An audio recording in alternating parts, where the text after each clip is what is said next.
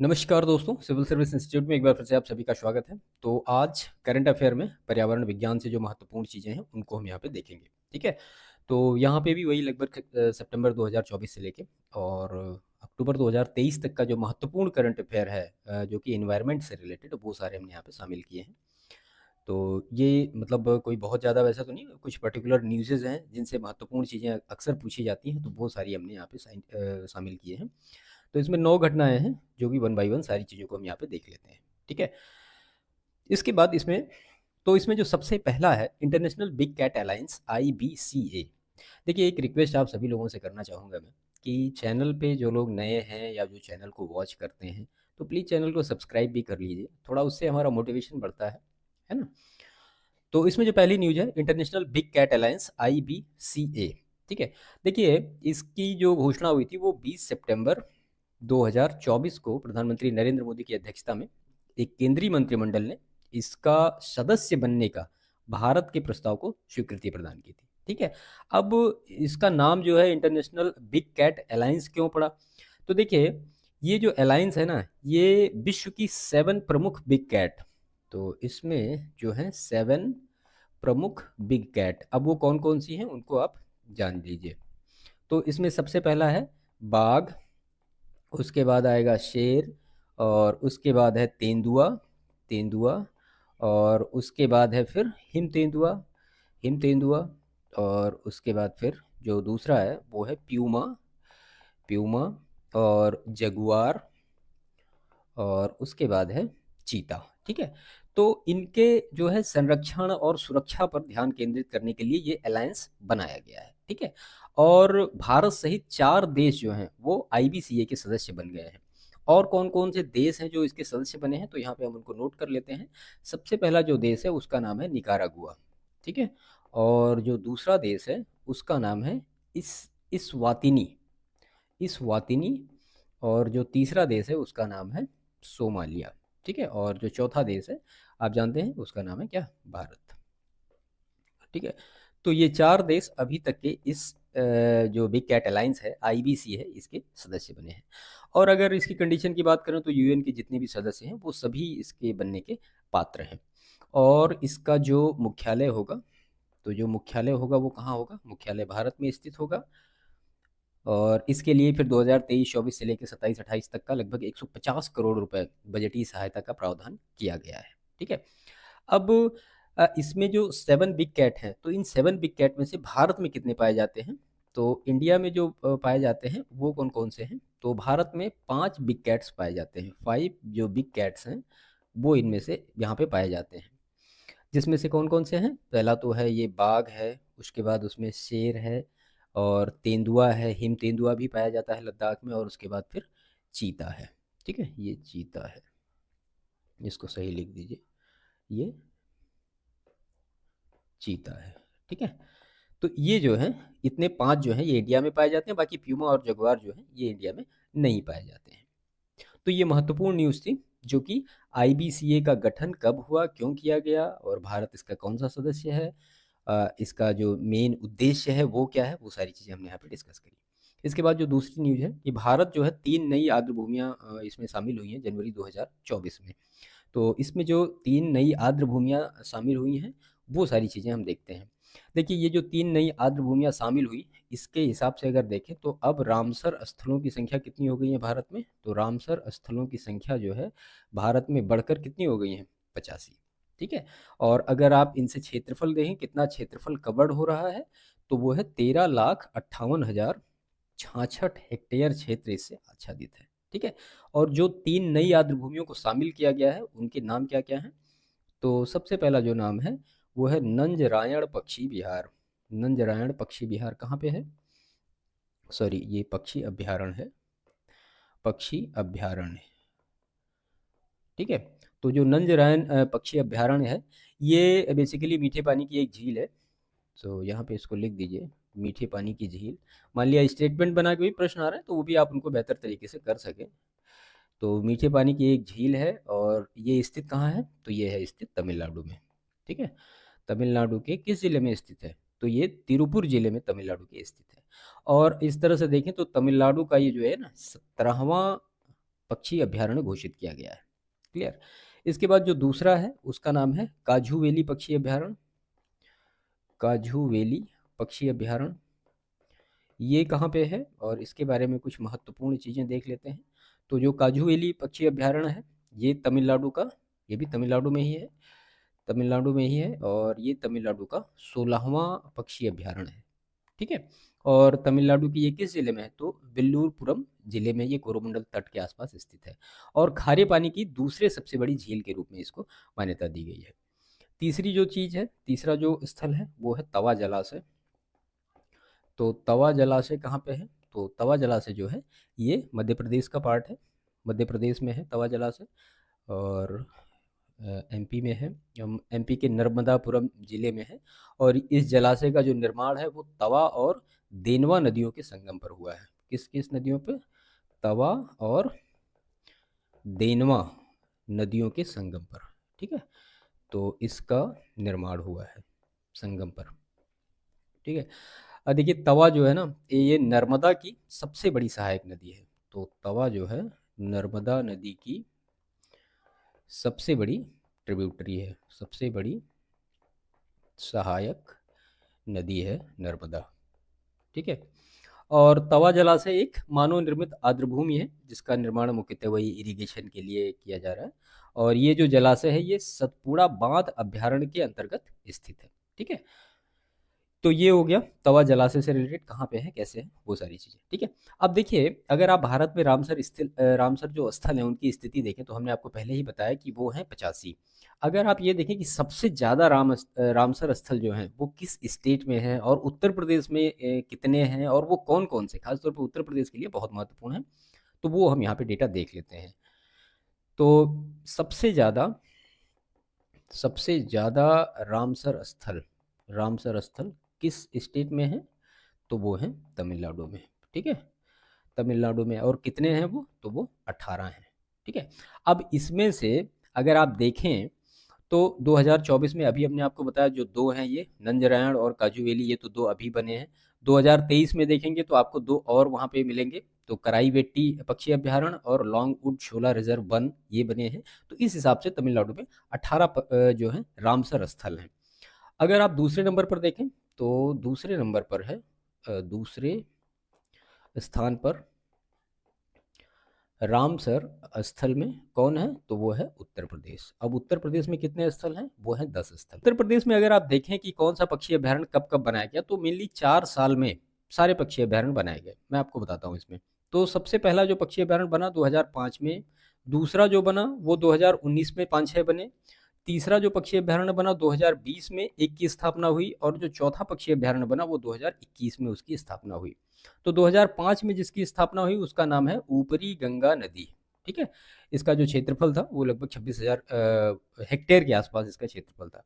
2019 में जो है वो 6 बनाए गए। कौन कौन, तो सरसई नावर झील है, नवाबगंज पक्षी अभ्यारण्य है, सांडी पक्षी अभ्यारण्य है, समन पक्षी अभ्यारण्य, पार्वती अर्गा पक्षी अभ्यारण्य गोंडा में, और समसपुर पक्षी अभ्यारण्य जो कि है रायबरेली में।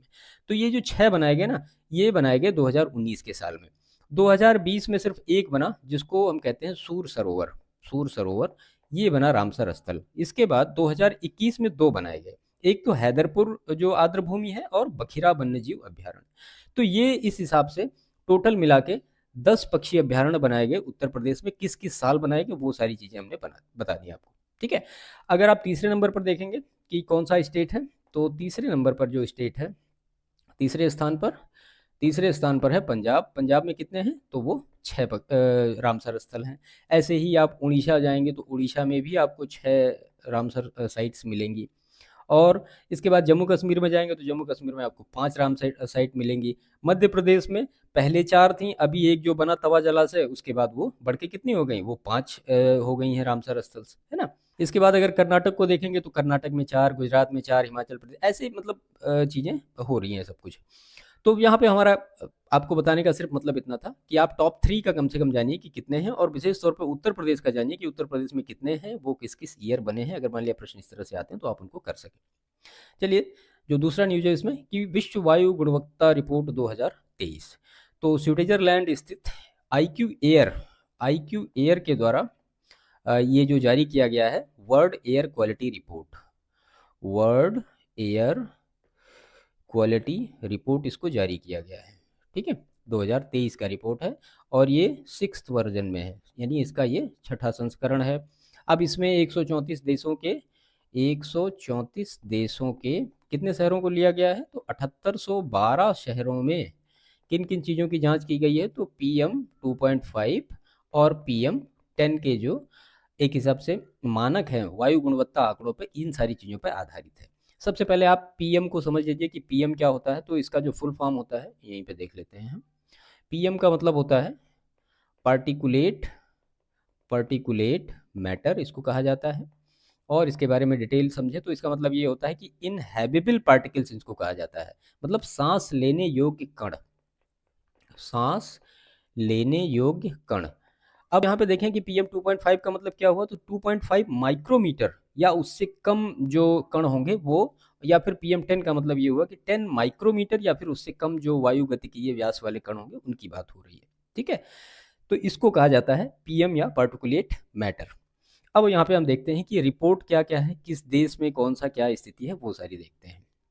तो देखिए WAQR 2023 की रिपोर्ट के अनुसार 2023 में विश्व के 7 देशों ने, विश्व के, ये महत्वपूर्ण है, विश्व के 7 देशों ने PM 2.5 के संदर्भ में WHO के वार्षिक दिशा निर्देशन मान अर्थात 5 माइक्रोग्राम पर मीटर क्यूब या उससे कम प्राप्त करने में सफलता प्राप्त की है। अब इन 7 देशों में कौन कौन नाम है, तो सबसे पहले जो नाम है वो है ऑस्ट्रेलिया का, और उसके बाद फिर एस्टोनिया, फिनलैंड, ग्रेनाडा, ये सारे हैं। ठीक है, इसमें हम देख लेते हैं कि सर्वाधिक प्रदूषित शीर्ष 5 शहर कौन कौन है, शीर्ष 5 देश या क्षेत्र कौन कौन से हैं। तो इसमें सबसे पहला है बांग्लादेश है, और इसका जो आप सांद्रता देखें PM 2.5 की कितनी है, तो 79.9 माइक्रोग्राम पर मीटर क्यूब। ठीक है, और दूसरे स्थान पर है पाकिस्तान, इसका जो है वो है 73.7 माइक्रोग्राम पर मीटर क्यूब, और तीसरे नंबर पर है भारत। ठीक है, और इसका जो सांद्रता है वो है 54.4 माइक्रोग्राम पर मीटर क्यूब। तो ये महत्वपूर्ण है, भारत का आप याद रखिएगा। इसके बाद फिर तजाकिस्तान है, उसके बाद फिर बुर्किना फासो है। ठीक है, और विश्व में शीर्ष या विश्व के सर्वाधिक प्रदूषित शहर कौन कौन से हैं, ये देख लीजिए। तो विश्व के सर्वाधिक प्रदूषित शहर कौन कौन से हैं, तो इसमें एक नंबर पे नई दिल्ली है, सबसे टॉप पर है नई दिल्ली, जो कि भारत का है, तो 92.7 माइक्रोग्राम पर मीटर क्यूब। और दूसरे नंबर पर है ढाका, जो कि बांग्लादेश की राजधानी है, और इसका जो है 80.2। और उसके बाद तीसरे नंबर पर है ओंगाडोगू, ये बुर्किना फासो का एक मतलब राजधानी है उसकी, वहाँ पे है 46.6।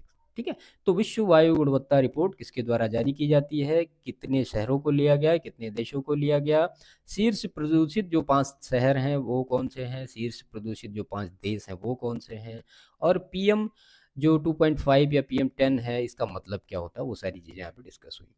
इसके बाद है आइसोपॉड की नई प्रजाति का नामकरण किया गया है। तो आइसोपॉड क्या होता है, तो आइसोपॉड क्या होता है कि मतलब आप ये कह सकते हैं कि अकशेरुकी यानी बिना रीढ़ की हड्डी वाले जानवर, जिनको एक जीवों का समूह होता है, उसको हम उनको हम आइसोपॉड कहते हैं, जो कि पशुओं के बृहद समूह से संबंधित हैं, जिसमें केकड़ा, झींगा मछली ये सब आते हैं।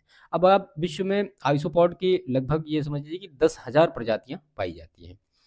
तो ये कहाँ इसका नामकरण किया गया, तो कोल्लम कहाँ पे है, तो केरल में, केरल जो तट है वहाँ पे गहरे समुद्र में आइसोपॉड की नई प्रजाति का खोज किया गया, और इसका नाम क्या दिया गया, तो इसका नाम दिया गया ब्रूसेथोआ इसरो, BRUCETHOA,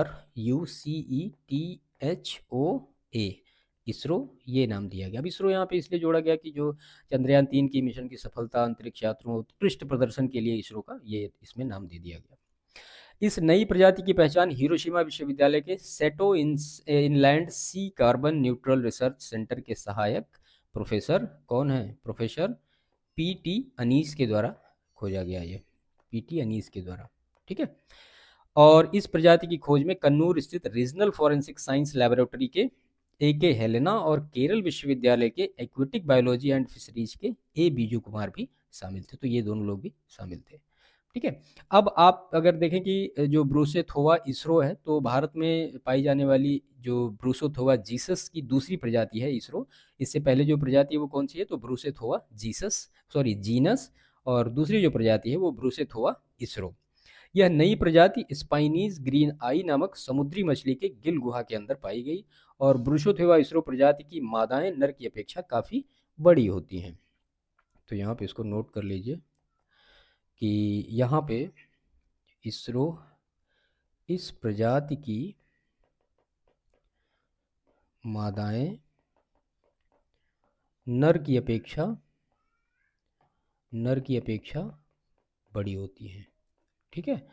और इन प्रजाति की मादाओं की लंबाई कितनी होती है, तो वो 19 mm और चौड़ाई होती है, यानी ये है लेंथ और ये है विड्थ 6 mm तक की। ठीक है, विड्थ। और पुरुष जो होते हैं वो इसके लगभग आधे के आसपास होते हैं। ठीक है, कई बार स्टेटमेंट में इस तरह से प्रश्न पूछे जाते हैं, तो वो मैंने आपको यहाँ पे बता दिया। तो ये आइसोपॉड की नई प्रजाति का नामकरण हो। तो इसके बाद है भारत में तेंदुओं की स्थिति 2022। तो इसको जारी किसने किया, तो केंद्रीय पर्यावरण, वन और जलवायु परिवर्तन मंत्रालय के द्वारा ये जारी हुआ। और इसमें यह बताया गया है कि भारत में जो तेंदुओं की आबादी है वो कितनी अनुमानित है। दो और संस्थाएं हैं जिनके द्वारा ये गणना कार्य किया गया है, आपको जानना चाहिए। तो सबसे पहले तो है राष्ट्रीय बाघ संरक्षण प्राधिकरण के द्वारा, और भारतीय वन्यजीव संस्थान, इन दोनों ऑर्गेनाइजेशन के द्वारा। बाकी स्टेट के जो वन विभाग हैं वहाँ से ये सारी चीज़ें कंसल्ट की गई हैं। तो इस रिपोर्ट में ये बताया गया है कि भारत में अनुमानित तेंदुओं की जो आबादी है कितनी है, तो वो बताया इन्होंने 13,874। ठीक है, ये तेंदुओं की अनुमानित आबादी बताया। इसमें से जो 67% तेंदुए हैं वो प्रोटेक्टेड एरिया से बाहर, यानी जो संरक्षित क्षेत्र है उससे बाहर के इतने हैं। संरक्षित क्षेत्र से बाहर जो है वो 67% तेंदुए वो रहते हैं। ठीक है, अगर आप स्टेट वाइज देखें डेटा की सबसे ज़्यादा कहाँ पे है, तो सबसे ज़्यादा जो है वो है MP में। तेंदुओं की आबादी कितनी है, 3960। उसके बाद जो दूसरा नंबर आता है वो है महाराष्ट्र का, और यहाँ पे हैं 1985। और तीसरे नंबर पर आता है कर्नाटक, और यहाँ पे जो तेंदुए हैं वो 1879। ठीक है, अगर आप उत्तर प्रदेश को देखेंगे कि यूपी की क्या स्थिति है, तो उत्तर प्रदेश में 2022 में जो तेंदुए हैं उनकी आबादी 371 दर्ज की गई। ठीक है, अगर आप भारतीय जो इंडियन लेपर्ड है उसका वैज्ञानिक नाम देखें तो वो है पैंथेरा पार्डस फ्यूस्का। ठीक है, जानते रहिए, छोटी मोटी चीज़ें हो सकता है प्रश्न में पूछ ही लिया जाए, है ना। देखिए, जो भारतीय तेंदुआ है ये भारत के अलावा और कहाँ कहाँ पाया जाता है, तो ये नेपाल है, भूटान है, पाकिस्तान है, यहाँ भी पाया जाता है। ये कहाँ नहीं पाए जाते हैं, तो ये मैंग्रोव फॉरेस्ट और डिजर्ट हैबिटेट में नहीं पाए जाते हैं। तो इसको आप नोट कर लीजिए कि मैंग्रोव फॉरेस्ट और कहाँ पे, डिजर्ट हैबिटेट में ये नहीं पाए जाते हैं। ठीक है, और ये जो है ये IUCN की किस रेड लिस्ट में, किस उसमें है, तो रेड लिस्ट में संकटासन यानी नियर थ्रेटेंड के रूप में इनको वर्गीकृत किया गया है। नियर RETENED इस उसमें रखा गया है, किसको, जो कि इंडियन लेपर्ड है उसको। IUCN का मतलब आप समझते हैं international union for conservation and nature, उसके द्वारा एक लिस्ट जारी की जाती है और उसमें अलग अलग कैटेगरी में रखा जाता है चीज़ों को। इसके बाद है भारत में हिम तेंदुओं की जो स्थिति है 2023 में, तो इसको भी केंद्रीय पर्यावरण, वन, जलवायु परिवर्तन मंत्रालय के द्वारा ये रिपोर्ट भी जारी की गई, status of snow leopard in India 2023। और इसमें यह बताया गया कि snow leopard population assessment in India कार्यक्रम के तहत, इस जो कार्यक्रम है उसको आप देख लीजिए कौन सा है, स्नो लेपर्ड पॉपुलेशन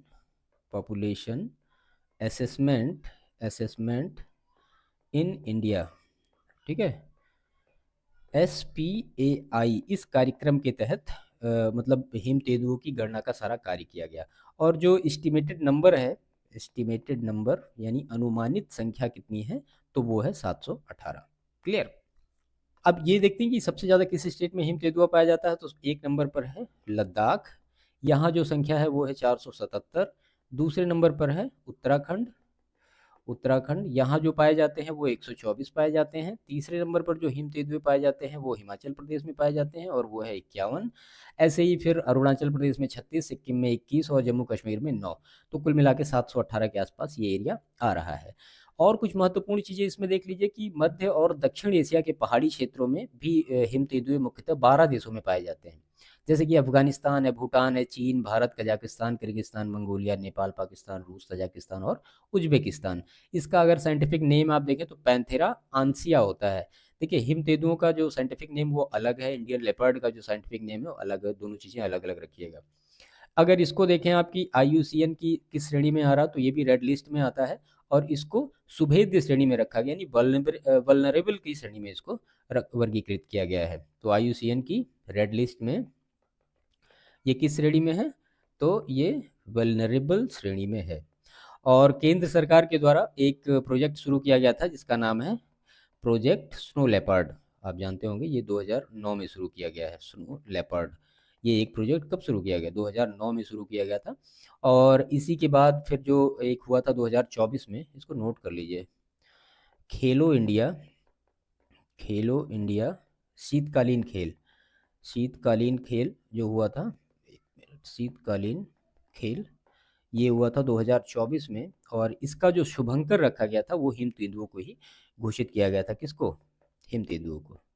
तो हिम तेंदुआ इसका शुभंकर था। ठीक है, तो ये कुछ महत्वपूर्ण चीज़ें थी इसके बारे में। इसके बाद है ट्रेसिंग द हैजी एयर 2024। ये रिपोर्ट है, एक मतलब फ्री ऑर्गेनाइजेशन है जिसका नाम है CREA, centre for research on energy and clean air, उसके द्वारा ये रिपोर्ट जारी की गई। और उसमें मतलब एक सूची बनाई गई कि भारत के सबसे प्रदूषित शहर कौन कौन से हैं, वो सारी चीज़ें। मेनली जो ये मतलब संगठन है, इसका काम यही है कि देश में वायु गुणवत्ता के स्तर में कटौती करने में जो NCAP यानी नेशनल क्लीन एयर प्रोग्राम के कार्यान्वयन एवं प्रगति का आकलन करना, ये इसका काम है। तो इस रिपोर्ट में 227 शहरों को शामिल किया गया और जिनमें 2023 में 75% से अधिक दिन के वायु गुणवत्ता संबंधी आंकड़े और PM10 के स्तर में ये सारी चीज़ें की गई। तो वही PM2.5 और PM10 के बारे में सारी डिटेल की गई। उसी के हिसाब से बताया गया कि भारत में सबसे ज़्यादा प्रदूषित शहर कौन कौन से हैं। कुछ महत्वपूर्ण फैक्ट यहाँ पे देख लीजिए। तो भारत के 50 सबसे प्रदूषित शहरों में, ये महत्वपूर्ण चीज़ है, तो भारत के 50 सबसे प्रदूषित शहरों में, प्रदूषित शहरों में बिहार के सर्वाधिक शहर हैं। बिहार के कितने शहर हैं? बिहार के 19 शहर शामिल हैं। ठीक है, और उसके बाद अगर नंबर आप देखेंगे तो फिर आएगा हरियाणा। हरियाणा के कितने शहर शामिल हैं? तो वो 8 हैं और फिर राजस्थान के भी 8 हैं। ठीक है, तो इस हिसाब से सबसे ज़्यादा शहर कहाँ पे कैसे हैं। ठीक है, और PM10 के मामले में अगर देखें कि 50 सर्वाधिक प्रदूषित शहरों में उत्तर प्रदेश के, तो उत्तर प्रदेश के 7 शहर हैं। तो यूपी के 7 सिटी हैं, यानी 7 शहर हैं। ये PM10 की बात हो रही है। ठीक है, PM10 के मामलों में कौन कौन से शहर हैं आपको जानना चाहिए। तो सबसे पहला इसमें है तो है ग्रेटर नोएडा। उसके बाद जो नाम है वो है नोएडा का। उसके बाद जो नाम है वो गाजियाबाद का। और उसके बाद का जो है वो है मेरठ। और उसके बाद जो है वो मुजफ्फरनगर, मुजफ्फरनगर है। और उसके बाद जो है वो है बागपत। और उसके बाद है बुलंदशहर, सॉरी, बुलंदशहर। तो सब मतलब पश्चिमी जो उत्तर प्रदेश है वहाँ के ये सारी शामिल है। एक टेबल के अकॉर्डिंग सारी चीज़ों को देख लेते हैं कि भारत के शीर्ष 5 प्रदूषित शहर कौन कौन से हैं। अब दो कैटेगरी में देखेंगे, एक तो PM2.5 में देख लेंगे और दूसरा PM10 के आंकड़ों में देख लेंगे। तो PM10 के मामलों में भारत के प्रदूषित शहर टॉप कौन है। ठीक है, तो पहले नंबर पर है बर्नीहाट। बर्नीहाट जो है ये कहाँ पे है? ये मेघालय में है। और इसका जो स्तर है वो 301 माइक्रोग्राम पर मीटर क्यूब, वो आप समझ रहे होंगे। दूसरा जो है वो है बेगूसराय। बेगूसराय कहाँ पे है? तो आप जान रहे होंगे, ये बिहार का है और इसका जो है 265। और तीसरे नंबर पर है ग्रेटर नोएडा। ठीक है, और ग्रेटर नोएडा जो यूपी में है और इसका जो मतलब आंकड़ा है वो 228 माइक्रोग्राम पर मीटर क्यूब है। क्लियर। इसके बाद PM2.5 में देख लेते हैं। PM2.5 में भारत के शीर्ष प्रदूषित शहर, भारत के शीर्ष प्रदूषित शहर कौन कौन से हैं? तो यहाँ पे है, एक नंबर पर है बर्निहाट ही आएगा, बर्निहाट मेघालय आप समझ रहे हैं, तो यहाँ पे 152 माइक्रोग्राम पर मीटर क्यूब। दूसरे नंबर पर वही बेगूसराय भी, बेगूसराय ये भी बिहार में, और इसका भी 147 है। और तीसरे नंबर पर यहाँ पे आंकड़ा बदल गया, ये है दिल्ली, पीएम 2.5 के मामले में। ठीक है, तो दोनों से कंफ्यूज मत होइएगा, यहाँ पे पीएम 10 की बात हो रही है और यहाँ पे पीएम 2.5 की बात हो रही है। ठीक है, इसको मैं थोड़ा सही लिख देता हूँ, यहाँ पे पीएम 2.5 की बात हो रही है। ठीक है, तो दोनों में जो रैंकिंग है इसको मतलब अच्छी तरीके से याद रखिएगा।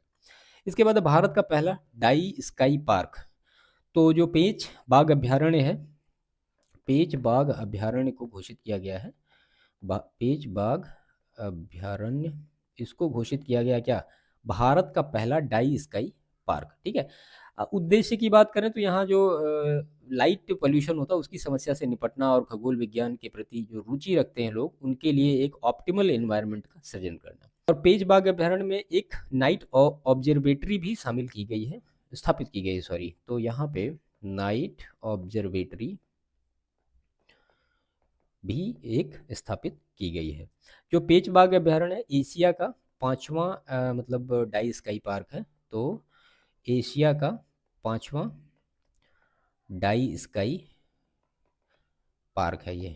ठीक है, अब जाहिर सी बात है इससे जो मतलब चार पहले के रहे होंगे तो मैं आपको बता देता हूँ, लिखने की पहला लिख लीजिए आप, तो हेहुहान पर्वत ताइवान का है, हेहुहान पर्वत जो है ये कहाँ पे है, ये ताइवान का है। और दूसरे नंबर पर फिर जापान का है एक, तीसरे नंबर पर जापान का है, और चौथे नंबर पर दक्षिण कोरिया का है, पांचवें नंबर पर कौन सा है, तो पेंच बाघ अभ्यारण्य भारत का है। ठीक है, और पेंच बाघ अभ्यारण्य को अगर आप देखें तो किन किन स्टेटों में फैला हुआ है, तो ये दो राज्यों में फैला हुआ है, एमपी और महाराष्ट्र में, ये पूरा एरिया कवर्ड करता है। ठीक है, इसके बाद फिर नेक्स्ट जो है, हाँ यहाँ पे एक चीज़ और देख लीजिए, इसमें ये देख लीजिए कि डाई स्काई पार्क होते क्या हैं। तो डाई स्काई पार्क ऐसे होते हैं जो रात्रिकालीन आकाश को कृत्रिम प्रकाश से होने वाले प्रदूषण से संरक्षित करने के उद्देश्य से इनको डिजाइन किया जाता है। ठीक है, और दक्षिण एशिया का पहला जो नाइट स्काई अभ्यारण्य है, तो पहला नाइट स्काई अभ्यारण्य, यहाँ पे इसको नोट ही कर लीजिए, दक्षिण एशिया का पहला नाइट स्काई अभ्यारण्य, तो नाइट स्काई अभ्यारण्य कौन सा है, तो वो है लद्दाख में, उसको स्थापित किया जा रहा है। ठीक है, लद्दाख में कहाँ पे, हानले गांव, हानले गांव में वो स्थित होगा। ठीक है, हानले गांव का मतलब आप समझ रहे हो कि जहाँ पे इंडियन एस्ट्रोनॉमिकल ऑब्जर्वेटरी भी स्थित है, जो कि समुद्र तल से लगभग 45,000 मीटर के आसपास की ऊंचाई है। ठीक है, तो यहाँ पे इसको स्थापित किया जा रहा है। क्षेत्रफल की बात करें तो लगभग 1,000 वर्ग किलोमीटर का क्षेत्रफल होगा। और ये जो अभ्यारण्य होगा ये किस उसमें स्थित होगा, तो उसका नाम है चांगथांग वन्य जीव अभ्यारण्य, चांगथांग वन्य जीव अभ्यारण्य में ये स्थित होगा। ठीक है, तो महत्वपूर्ण जो चीज़ें थी वो हमने यहाँ पे डिस्कस करी। इसके बाद फिर नीलगिरी तहर परियोजना, तो तमिलनाडु के मुख्यमंत्री एम के स्टालिन हैं, उन्होंने इसको लॉन्च किया, तमिलनाडु के जो सीएम हैं उन्होंने लॉन्च किया इसको। और तमिलनाडु ने अपने राजकीय पशु, तो तमिलनाडु का राजकीय पशु क्या है, तो ये जो है तमिलनाडु का राजकीय पशु है। ठीक है, राजकीय पशु किसका है, तो तमिलनाडु का नीलगिरी ताहर है। और मतलब उसके राजकीय संरक्षण के लिए ये सारी चीज़ों के लिए किया गया, और अपनी तरीका ये पहली ऐसी परियोजना है स्टेट पूरे देश में। ठीक है, पहली परियोजना है, और इसका जो टाइमिंग है 2022 से लेकर 27 की अवधि के लिए इसको किया गया है। 7 अक्टूबर को नीलगिरी ताहर डे मनाया जाता है, नीलगिरी ताहर डे के रूप में मनाया जाता है। और ये जो है मेनली पर्वतीय क्षेत्रों में पाया जाता है, और एक खुरदार जानवर है, मतलब खुर होते हैं। आईयूसीएन की रेड लिस्ट की बात करें तो एंडेंजर्ड श्रेणी में रखा गया है। आईयूसीएन की रेड लिस्ट में किस कैटेगरी में है, तो ये एंडेंजर्ड कैटेगरी में है। अब देखिए इंडेंजर्ड है और सारी चीज़ें वल्नरेबल है, नियर थ्रेटन है, तो इनकी एक पर्टिकुलर कंडीशन होती है, वो आप सभी समझ रहे होंगे सारी चीज़ों को। ठीक है, तो ये पूरा एनवायरनमेंट में जो महत्वपूर्ण करंट अफेयर था वो सारा हमने यहाँ पे किया। अब इनके साथ पढ़ने का तरीका यही है कि जो इससे रिलेटेड आपको महत्वपूर्ण स्टैटिक करंट अफेयर मिल रहे हैं उनको भी उसी समय कंप्लीट कर लीजिए। जैसे कि रामसर साइट आपको मिल गई, तो रामसर साइट के बारे में अब आप पूरी चीज़ देख लीजिए कि ईरान से क्या रिलेशन है, कहाँ पे इसका समझौता हुआ था और कब कब कैसी कैसी सारी चीज़ें चल रही हैं, भारत की उसमें भूमिका क्या रही है। तो मतलब स्टैटिक को और करंट को मिला के चीज़ों को करेंगे तो दोनों चीज़ें आपकी आसानी से तैयार हो जाएंगी। ठीक है, तो इस तरह से चीज़ों को बेहतर तरीके से करिएगा। बाकी सेशन को समाप्त करते हैं, और चैनल को जिन्होंने भी सब्सक्राइब नहीं किया है, मैं एक बार फिर से सभी से रिक्वेस्ट करूंगा, प्लीज़ चैनल को सब्सक्राइब जरूर करिए और वीडियो को लाइक करिए, दूसरों को शेयर करिए। इसकी पीडीएफ आपको हमारे टेलीग्राम चैनल पे मिल जाएगी। अगर आपने अभी तक टेलीग्राम चैनल ज्वाइन नहीं किया तो लिंक आपको इसके डिस्क्रिप्शन में मिलेगा, आप उसको वहाँ पे ज्वाइन कर सकते हैं। ठीक है, बाकी मिलते हैं नेक्स्ट सेशन में, तब तक के लिए थैंक यू।